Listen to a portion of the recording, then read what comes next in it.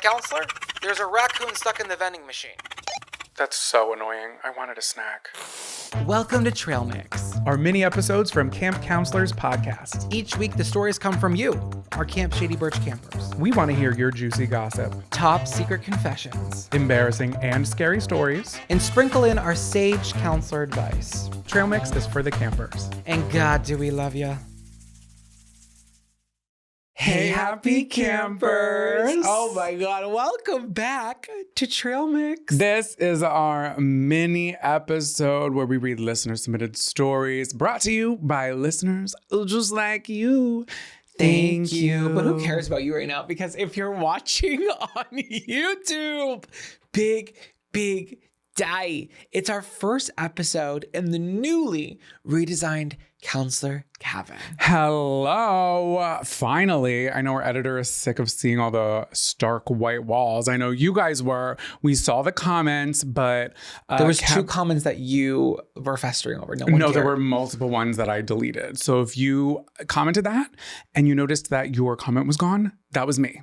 And Sandwich, we deleted the comments because you were being rude and you didn't know. You have no idea what's going on behind the scenes. Cabin 5, patreon.com/camp counselors.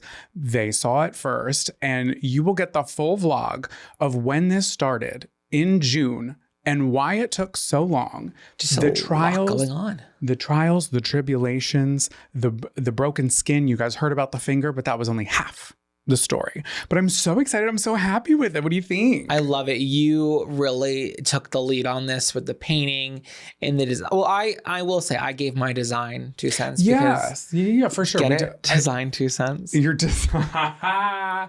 And I started to think to myself, this wall could really use some decoupage of sacred Indian prayers. It looks amazing in here. We have a carpet down. We have the whole wall, back wall soundproofed. It is like the most official this show has ever felt from a studio standpoint at home. Like, this is like what we've always wanted it to look like and what we've always wanted the setup to be. So I'm really proud of you. I'm really proud of us. And thank you to everybody who's listening, because it wouldn't have been possible without you being here for the past 150 plus weeks. So we love you guys so much, and welcome to the new cabin. If you guys are going to come in here, please dust your Crocs off at the door. I don't want to see any pine needles. I don't want to see any dirt. If you're coming from the lake, no wet bathing suits. There's camera equipment in here. I will kick you out. Oh my God, sand fleas. We can't have another case of that. And the sand fleas have been better this year, but there was a couple cases at the infirmary, and I'm not sure if that was a bed bug, but it's Cabin 17. Cabin 17 are the dirty girls. And you know who you are, and we'll call you out by name. Kelly H. Kelly B. Siobhan. No last name. Cindy Lou Who. Okay, wait. Okay, let's talk about the elephant in the room. How is the chair? Don't call me the elephant. What the fuck? You go. The elephant in the room points to me. Okay, great. Yeah, because for 150 weeks, I've been recording every single episode on an actual real black camp chair. You have like a folding chair. We've talked about this before. And the thing is, like, I would start off every episode sitting upright, and then by the end of it, I was sloped. I was sunk in like a crescent moon. We would have to change like your framing as you would slump down, because I mean, it's my fault. I don't have core strength, and you know that about me. And that is something I do know about you. This chair is from Wayfarer. It is like a little like stiff, but my bodacious hips haven't broken it in yet. But I do feel nice to be like sitting at an appropriate level. So I feel good. That. I feel fresh. I feel ready for a new camp counselor. You're kind of taller than me right now. Well, I'm sitting head and shoulders over you. I feel proud of myself. Do you feel proud of yourself? You should. I do. Should we get into the episode, or should we describe the room for our audio only listeners who will get bored by it? Okay. I'll describe a little bit. So the walls are a forest green. I can tell you the exact color. What was it called? Courtyard. It's HGTV X, I think, Sherman-Williams collab. Courtyard color. If you're going to go for a gallon, be prepared to pay a pretty penny. Yeah, how much is a gallon of paint? I didn't know until it was already mixed. One thing about buying paint, baby, you can't return it. You can't change your mind. Somebody's got to pay for that bucket. So I said, oh, fuck it. Give me that damn bucket. Yeah. It was $70. It was. And I had to buy more than I anticipated because I thought I would do okay with a quart. And I did one layer. What is it called? A coat? One coat. I did one coat. I said, I'm going to need more than a jacket. We need another coat in this bitch. Yeah, we need a parka these walls. And then we also have a little bit of detailing, and you guys are not going to guess what this detailing is called. If you're looking at mine, you can probably see it a little bit on Zachariah's. It's the trim of the room, which is a beautiful mocha color. Some would say a Hershey chocolate. Zach definitely wouldn't. Actually is, because we got the eggshell, so it does look a little flat. So it does give very much dry Hershey chocolate bar. No, this is the flat. This is the eggshell. Eggshell on the wall, flat on the trim. And the chocolate looks very flat. Yeah. So it is very Hershey bar. It is a flat chocolate. And the name of that was, oh my God, what was it? Something cabin. Cabin plank. So I couldn't not. Zach picked it up and I read the name of it. And I said, okay, add to cart and purchase. Then when we did get a cord up, we don't need any more than that. And then for decorations, you're going to notice some old, some new, something borrowed, and something blue. So we really have the whole shebang here. I think it's best if you check out the Instagram and next week, because it won't be announced on Instagram until next week's episode. That's another thing. This is like the first episode we're doing it on a Wednesday. We're out of order. We just have to record these the way we're recording them. However, Wednesday's episode is going to be back to the stark white, but that's going to be the last of it. Okay. It feels like appropriate though that Patreon saw it first, and then our Monday Warriors saw it second. Oh, our trail mix heads. Yeah, our mixers.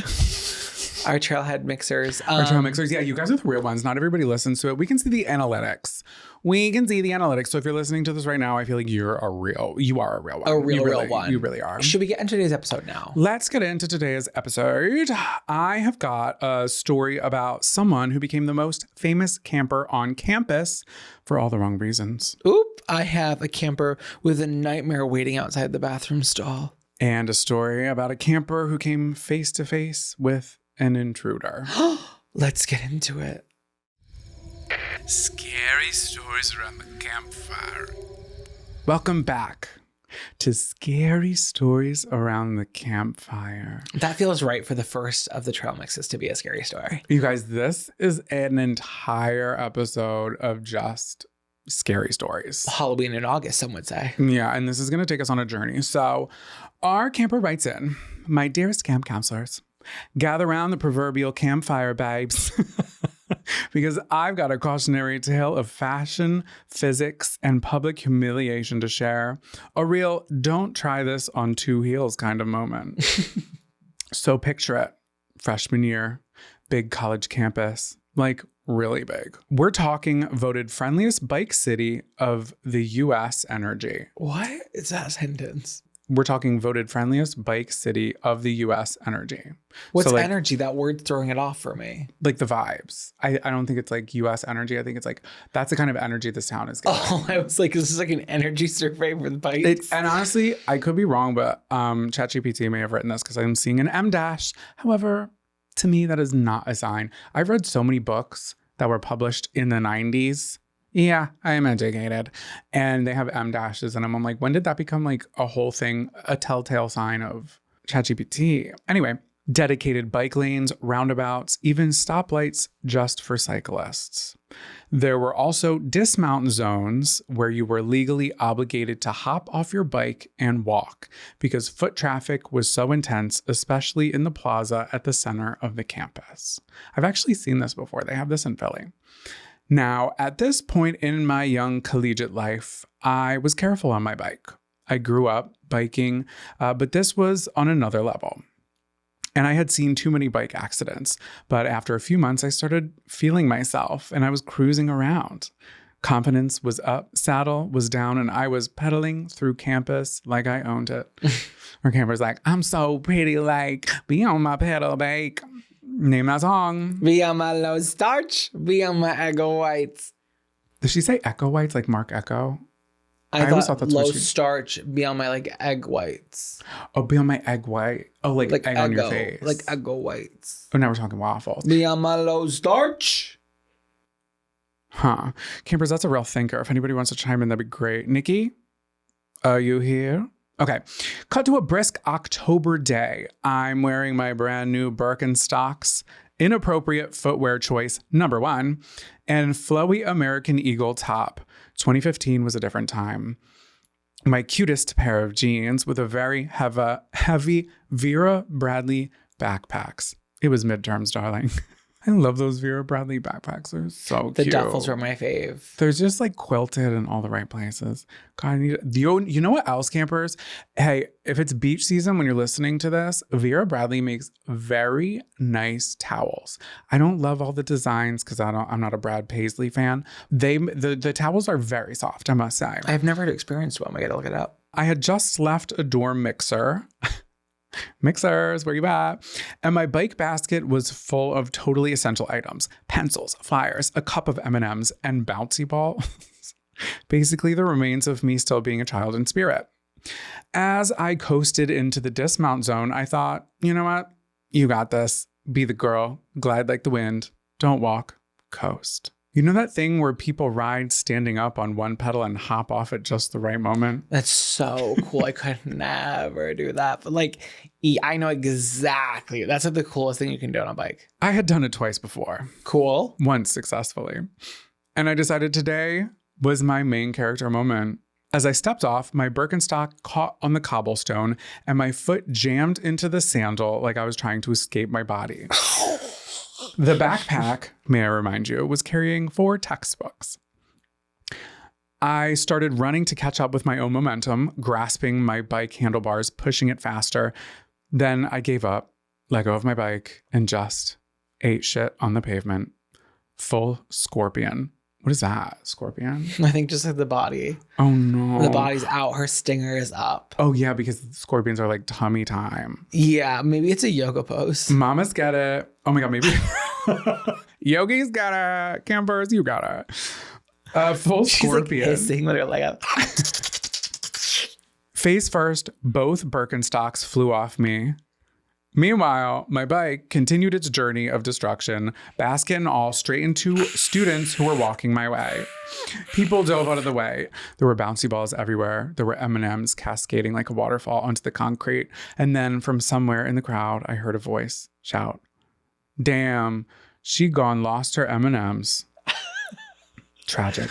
That happens. It happens all. It actually happens more than you think. Laying face down, scraped up and bruised, probably concussed and humiliated, I looked up to see a crowd forming. Some were approaching to help. Others were there for the spectacle. Meanwhile, all I was thinking was either laugh at me or ignore me. There is no in between. Naturally, I chose to laugh at myself. Through the pain, through the blood, through the tears of my ancestors. And then I felt a breeze, and I noticed everyone avoiding eye contact. I looked down. My adorable flowy top had flowed way too far. My bralette had slid clean off one boob. Just one rogue double D out there living her best life. Chopped up, scraped, bleeding. She's just like, "Hey, I'm here for the nipple."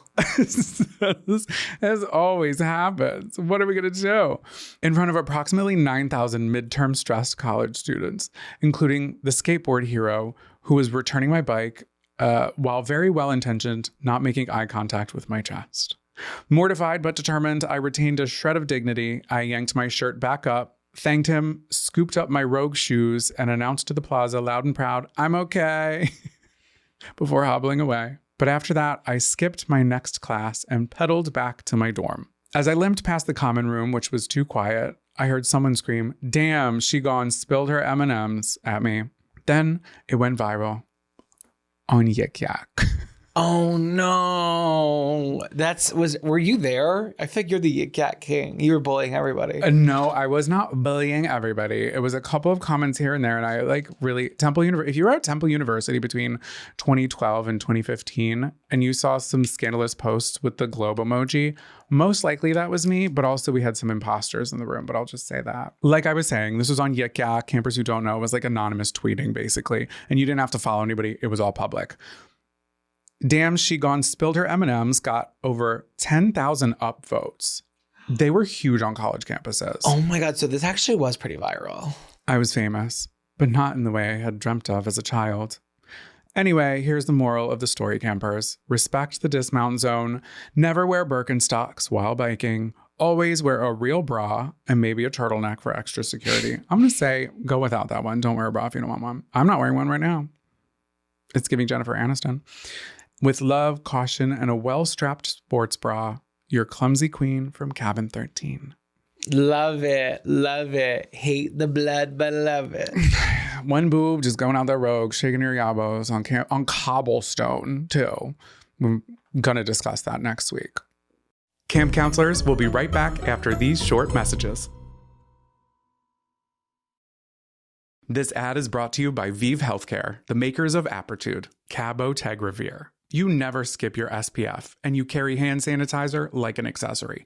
But what are you doing for HIV prevention? One way to help protect yourself from HIV is Apertude, a prescription medicine used to reduce the risk of getting HIV in adults and adolescents weighing at least 77 pounds. You must be HIV negative to receive Apertude and get tested before each injection. If you think you were exposed to HIV or have flu-like symptoms, tell your doctor right away. More HIV testing may be needed. Apertude does not prevent other sexually transmitted infections. Practice safer sex to reduce your risk. Get Apertude as scheduled. Missing doses increases your HIV risk. Don't take Apertude if allergic to it or taking certain medicines that may interact. Tell your doctor about your medical conditions, liver problems, and mental health. Serious side effects include allergic reactions or rash, liver problems, and depression. If these occur, get medical help right away. The most common side effect is injection site reaction. Bring your A game and talk to your doctor. Learn more at apertude.com or call 1-888-240-0340.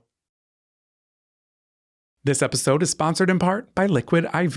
Summer is not over, campers, and I'm trying to soak up every last sun-drenched second. We're still doing beach days, okay? We're still going to eat ice cream, and I'm still going to pretend I'm on vacation. And you already know Liquid IV is going to keep me hydrated no matter where my day takes me. Right now, I am actually obsessed with their Orange Vanilla Dream Hydration Multiplier. It truly takes me back to standing outside of that ice cream truck waiting for my sweet treat. But Liquid IV hydrates you better than water alone. Just one stick and 16 ounces of water has 3 times the electrolytes of the leading sports drink. Powered by Live Hydroscience with 8 essential vitamins and nutrients, Liquid IV is always non-GMO, vegan, gluten-free, and so deliciously tasty. So whether I'm scrubbing barnacles off canoes, rewiring the tennis rackets, or just running around pretending I'm not already behind on my to-do list, I will always have Liquid IV in my little fanny pack. Savor the last bits of summer with Liquid IV. Tear, pour, live more. Go to liquidiv.com and use code CAMP at checkout for 20% off your first order. That's liquidiv.com and use code CAMP.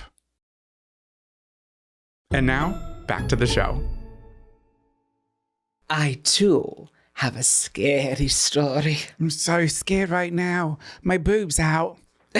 Help. Okay. Hey, counselors. Hey. I'd like to start off by saying that I love your podcast and I love listening every week. Period. With that being said, I need to finally get something off my chest. My tits are out. Does it say that? No. So let me set the scene for you. If I'm not mistaken, this happened a little after everything shut down and had reopened here in Texas during the pandemic. I don't know how things opened back up for you guys, but for us here in Houston, due to the area we were located in and the crazy old people were operating, things were a little weird. The shutdown came and went back super quickly, but it changed the dynamic of the restaurant I worked at forever. Yeah, like certain places like closed and just reopened like right back. It was very different for everybody. The one that was right states. down the street that I used to frequent, we loved oh my God, it's gone now. But I remember sitting out there and the guy was like, he was like almost in a trance, the guy who owned it. And I felt bad because we didn't know what was going to happen. He was like in a trance and he was like, enjoy the drinks on me. This place isn't going to be here in a week. I was like, oh my God, my parents used to come to this place when they were in college. Yeah. Like, and so many people never went back to work in restaurants. Like a lot of restaurant people, I feel like, I don't know how everyone else operated, but I was surrounded by restaurant people. And like, I know people who never went back to working in a restaurant after being in it for 30 years. Like it really changed the culture intensely for a lot of people in the restaurant world. A silver lining, I will say, when the restaurant shut down, that's what encouraged me because you and I had started talking before COVID. But when the restaurant shut down, you were working at a restaurant. And I was like, you were what I was thinking of. I was like, oh my God, I wonder how that really cute guy in Massachusetts is doing. And that's when I texted you. And the rest is history. So the shutdown is the reason why we're together and the reason we have this career. And this, honestly, and the show. It's very true. So our camper continues. This was a fairly small chain of restaurants that she works at. Family owned and served nothing but seafood. So all Jonathans are welcome. Since we had been closed for COVID, things were pretty slow, and to abide by COVID rules, we could only have a few tables in the restaurant at a time. At this time, I also used to be a nanny by day and a cashier at this restaurant by night. And in between me driving from my nanny baby's house, rushing to get to my restaurant job, I would sometimes treat myself to a Gatorade and a bag of hot chips. I know everything that there is to know about you based on your convenience store order, because that's the kind of girl that walked the track and gym. She wore her cookie monster pajama bottoms, and you were nice to me because I was gay. So and the Osiris shoes, lest we forgot. Listen, you respected gay people, and I respect you, and I can just tell it by the story. Now give me a hot chip. I'll give you a hot fry. Yes, I know. I should have been eating a salad or something, but hey, I had to get to work. No, salads are not for in between time. And you cannot drive and eat a salad. Trust me. I'm on your side. But you could have had barbecue or like Lay's, but you went for hot chips, so I know who you are. This particular shift was a Monday night, I believe. So I knew what manager I'd be working with. So of course I took my time getting there. And on my drive, I'm listening to music and I'm snacking. For me, I've come to learn that eating a medium-sized hot chip bag in full is a big no-no. And in the event that I do, it will have me running to the restroom in the next hour or two. So with that in mind, I try to only eat half the bag. But this particular Monday, I was hungrier than usual. So I downed the whole bag like an animal and even did that bag tilt thing. Like the chip bag was my last summer. Oh, yeah. Oh, I know it all too well. I do that with every bag of chips. It's embarrassing. It is. It's graphic. If I'm in a room with people, I try not even to do it in front of you. I'll pretend I'm throwing it out in the trash, and then I'll stop around the corner. You gulp it down. Yeah, and I tilt it up. You have to get the Crumbolinas. You do. This reminds me of when I used to be really obsessed with hot Cheetos. I knew that if I ate them, I couldn't do anything the next morning because I'd be having diarrhea. Really? Yeah. Oh my God. It comes out like flames. Oh my God. It goes in like flames. No, too it spicy. hurts. I have like taste buds on my asshole. I swear to God. That sensitive is unfortunate. Well, I can't taste it, but I can feel it. It hurts. I'm very sensitive back there. Okay, so finally, I get to work, and of course, it's super slow, just as I anticipated. So yes, I'm in the clear. I think this shift is about to be a breeze. So I only had about 4 tables most of the night for a few hours. No biggie. That like sucks. You're not making any money. The only real work I had to do was help move some chairs around for one table with a lady who was in a wheelchair. Okay, so like pretty easy night. At some point, like clockwork, those chips were trying to make their way out of me, so I needed to go to the bathroom fast. Of course, I'm thinking, why would I do this to myself, knowing that I'm the only cashier, and if someone needs me, I'm the one person they'll be looking for. Then soon everyone will know how long I was in the restroom. The last thing I want is my immature coworkers to know is that I was gone to take a Mondo Duke. Mondo Duke. Yeah. Was this Good Burger? No, she knew what she was saying. That was funny. So I go to the potty and I try to make my time away as quick as possible. It's a small restroom, so of course there's only 2 stalls. One is a regular size and the second one is the handicap stall. The way my stomach is rumbling, I know the small stall just won't do it. And the toilet is the same size. No. It's not. You need to spread. You need the space. You need, because I'm claustrophobic. I'm hot. I need the air. You feel like the world is already caving in on you. Like when people make those jokes where it's like the shit's so bad I had to take all my clothes off. I've been there. I've been there too. It's only been a couple times, but it's happened. It's reckless. It's awful. So she needs to release with ease, she said. So she needs bigger stall. About 8 minutes into my quick departure, I hear the door open. 8 minutes is too long. Everybody knows. Yeah, that's a couple songs on the radio. Yeah, it's a third song and you're like, wait, it's almost over too. I'm sure the smell greeted them or punched them in the face as soon as they opened that door. So I'm thinking, no biggie, the small stall is still available. I just have to get out before she sees me. But then I look down and under the stall, I see a wheel. No, they better be on rollerblades. It was a lady from the table in that damn wheelchair. So she sat at that table for the wheelchair lady? And the other stall is open and she's in the accessible stall. Camper, I get it. She said, I just sat there in disbelief. Like, this just can't be real. I even saw the this is bad. What? I read it. This is when I read it. I was like, oh no. I even saw I can't read this. This is so bad. I even saw the person wheeling her in try to see if she'd fit in the first stall, but you could just hear the chair hit the stall walls because it was too narrow. I can see that in my head. And everybody could see your Reeboks and they're gonna know it was you. Oh no. Just my luck. Now they were gonna know exactly who made the restroom all stinky and have to look at me in the face when I did the walk of shame out. That's so true. It's not only did you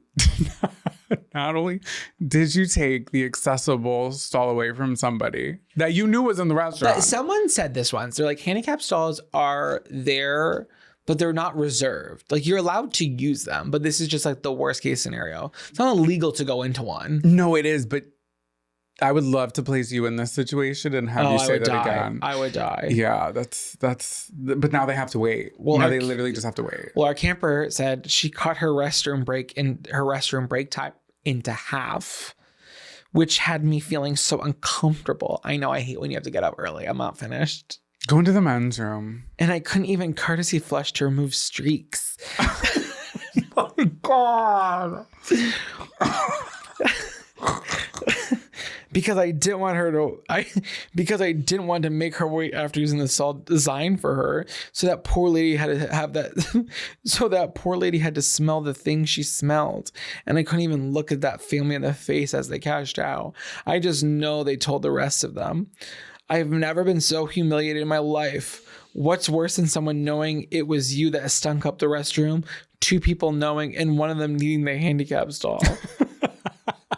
That is so fucked. So, counselors, I take full accountability. I still can't believe that happened. Even as I write this, I learned 2 valuable lessons that day. Stop eating hot chips before work and use the small stall. Seriously, I felt so bad coming out of that restroom. Okay, counselors, I hope I was able to forewarn someone today.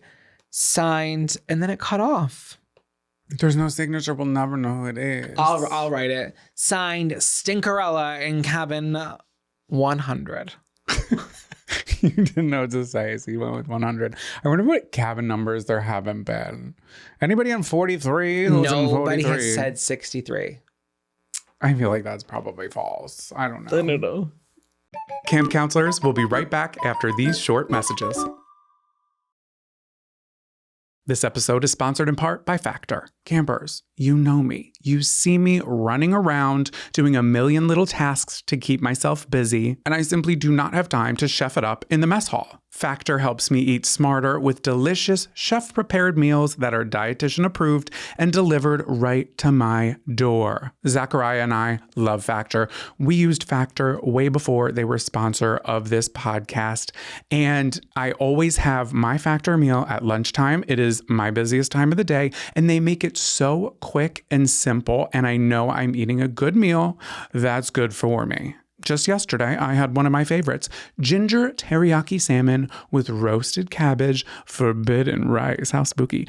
Sesame green beans and roasted onions. Oof, so good. Eat smart at factormeals.com/camp50off and use code camp50off to get 50% off plus free shipping on your first box. That's code CAMP50OFF at factormeals.com/camp50off for 50% off plus free shipping. Get delicious, ready-to-eat meals delivered with Factor. This is an ad by BetterHelp. These days, it feels like there's advice for everything. With the internet and information overload about mental health and wellness, it can be a struggle to know what's true and what actions to take. Using trusted resources and talking to live therapists can get you personalized recommendations and help you break through the noise. I just switched therapists, pause for applause, and boy, did I need it. Therapy has given me so many tools to help manage my anxiety and refocus some energy, off of everything going on in the world and refocusing on me. and my mental health. I have seen the benefits of therapy, and you can too. BetterHelp makes it so easy and convenient to connect with someone with just the click of a button. You can do it on your busy schedule, because I know you're busy, and you can switch therapists at any time. As the largest online therapy provider in the world, BetterHelp can provide access to mental health professionals with a diverse variety of expertise. Talk it out with BetterHelp. Our listeners get 10% off their first month at betterhelp.com/camp. That's betterhelp.com/camp. betterhelp.com/camp. And now, back to the show. I do have another scary story. 3 in a row? I'm ready. Get your iPad off the table. It's throwing off the aesthetic. Floor or trash? Trash. Thank you. Ow. Hello, my dearest counselors. One day during the summer before my senior year of high school, my older sister and I were home alone, ignoring each other from our own rooms. Our parents had gone to the beach, and I was finally old enough to say, I actually don't want to slap on Banana Boat Sports sunscreen into my delicate pores and eat a frigid, sand grain encrusted PB&J out of the igloo cooler. I'll stay home. That actually sounds like a really fun time to me. Like, could never be me. The doorbell at our house started ringing at some point in the afternoon, but I assumed it was someone selling something as we weren't expecting guests. So I ignored it and continued working on my AP Lit summer assignment. Reading the Bible. Why the Bible for AP Lit? Was this like a Christian school? Probably. It's given Catholic. A little later, I heard what sounded like a kitchen window screen tearing open. My first thought was, holy fuck, a bad squirrel. It's never my thought. Holy fuck, it's a bad squirrel. Holy fuck, a bad squirrel. Holy fuck, it must be a bad squirrel on that screen. Holy fuck, it's a bad squirrel. However, my next door neighbor did make puppy chow, and a squirrel ripped through the screen and ate all the puppy chow and then scattered it all over because it was cooling by the window on a cookie sheet, and it literally just scurried away and all the puppy chow went everywhere. So I hate to say it, but holy fuck, that was a bad squirrel. Holy fuck, that was a bad squirrel. I crept into the kitchen and the clamoring intensified. I was just about to turn the corner into the room when suddenly I heard a new sound in the mix. Breathing. Heavy, human breathing. Okay, so it's not holy fuck, it's a bad squirrel. Holy fuck, it's a bad guy. Yeah.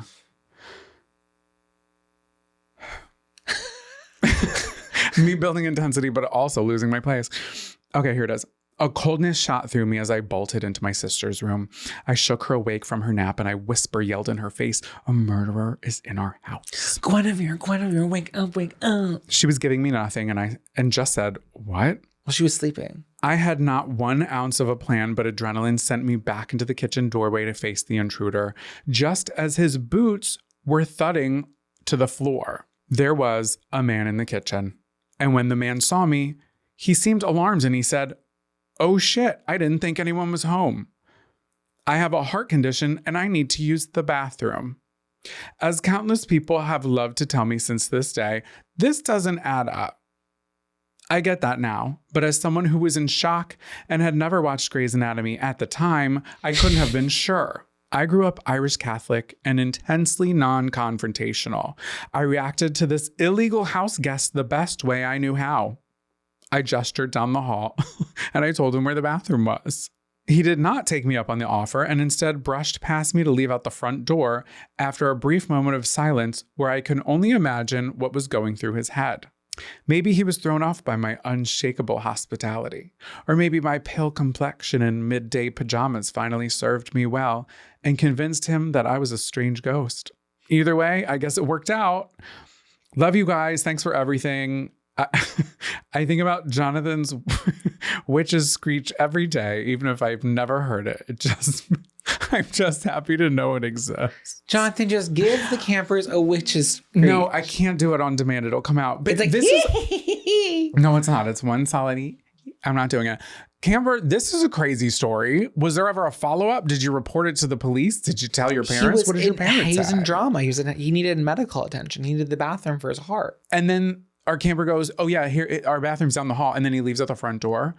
Goodbye. See, like that part of the story, like I don't know if it'll live on for the rest of my life, but holy fuck, that's a bad squirrel.